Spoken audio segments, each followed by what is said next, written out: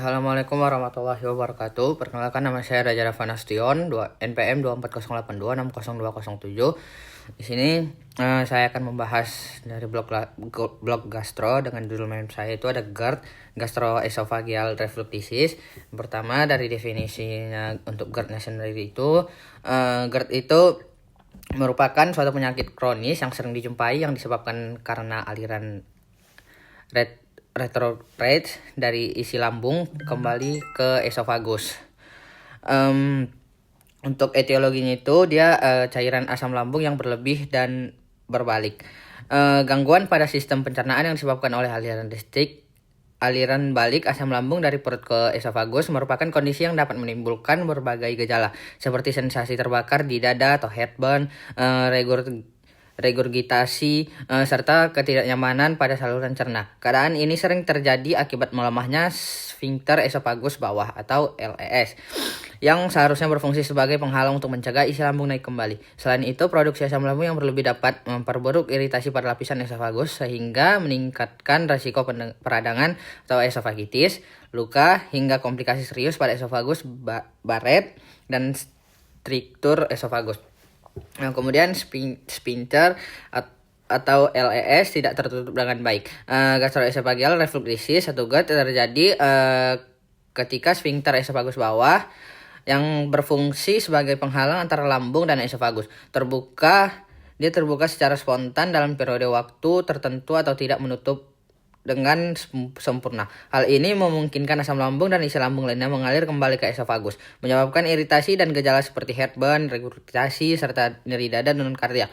Jika dibiarkan tanpa penanganan, GERD dapat menyebabkan komplikasi serius seperti esofagitis, struktur esofagus Barrett, dan meningkatkan risiko adenoma karsinoma esofagus. Untuk manifestasi klinisnya itu dia yang pertama ada heartburn, nyeri epigastrium, mual setelah makan, terus perutnya terasa penuh, terasa asam di tenggorokan sampai mulut. Kemudian untuk patofisiologinya itu dia ada hipersereksi asam lambung. Pada penderita GERD, produksi asam lambung yang berlebihan dapat memperburuk kondisi reflux asam. Hipersekresi ini meningkatkan risiko terjadinya iritasi pada dinding esofagus saat asam lambung naik akibat kelemahan sfinkter esofagus bawah. Faktor yang dapat memicu peningkatan produksi asam lambung meliputi pola makan yang buruk, konsumsi makanan pemicu itu seperti ada makanan pedas, asam, dan berlemak, stres, serta penggunaan obat-obatan tertentu seperti NSAID. Kemudian ada proses inflamasi esofagus. Reflux asam yang berulang akibat GERD dapat menyebabkan iritasi kronis pada mukosa esofagus yang kemudian memicu peradangan dan atau esofagitis. Inflamasi ini ditandai dengan gejala seperti nyeri saat menelan atau odinofagia, sensasi terbakar di dada atau heartburn, dan di dalam kasus yang lebih parah dapat menyebabkan luka atau erosi pada esofagus. Jika dibiarkan tanpa penanganan, inflamasi kronis dapat berkembang menjadi komplikasi serius seperti struktur esofagus dan atau esofagitis Barrett. Kemudian ada disfungsi sfinkter esofagus bawah. Sfinkter esofagus bawah adalah cincin otot yang berfungsi sebagai penghalang antara esofagus dan lambung, mencegah aliran balik asam lambung. Pada penderita GERD, LES mengalami disfungsi. Baik karena kelemahan otot atau relaksasi yang berlebihan sehingga tidak mampu menutup dengan sempurna. Akibatnya asam lambung dan isi lambung lainnya dapat dengan mudah naik ke esofagus, menyebabkan gejala GERD serta meningkatkan risiko peradangan dan komplikasi lainnya. Kemudian kalau untuk edukasinya itu dia pertama ada hindari makanan pemicu reflux. Misalnya itu ada alkohol, ada kopi, ada makanan pedas yang asam, dan beberapa ada makanan lainnya.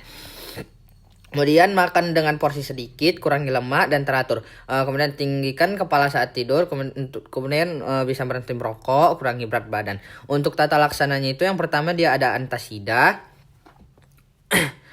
Obat pertama yang direkomendasikan meringankan sakit jantung dan gejala GERD lainnya. Meningkatkan pH refluxat, menghilangkan gejala ringan dengan cepat namun kurang efektif dibandingkan PPI atau H2RA, efek samping diare, sembelit, akumulasi pada gagal ginjal.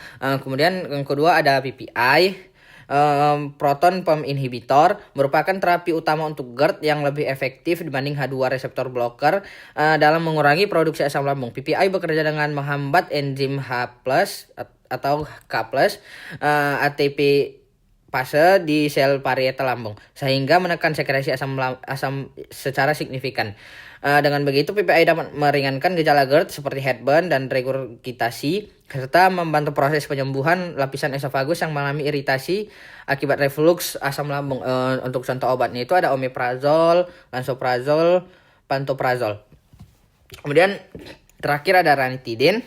H2 reseptor blocker bekerja dengan mengurangi produksi asam lambung melalui penghambatan reseptor histamin 2 di sel parietal lambung. Obat ini membantu meredakan gejala GERD seperti heartburn dan regurgitasi meskipun efeknya lebih rendah dibandingkan PPI sehingga lebih sering digunakan untuk GERD ringan atau sebagai terapi tambahan. Itu contoh obatnya ada ranitidin dan simitidin. Mungkin itu untuk main web saya pada kali ini, dan untuk referensi yang saya dapatkan pada main web saya kali ini adalah ini. Mungkin cukup sekian yang bisa saya sampaikan, kurang lebihnya mohon maaf. Pada Allah saya mohon ampun. Wassalamualaikum warahmatullahi wabarakatuh.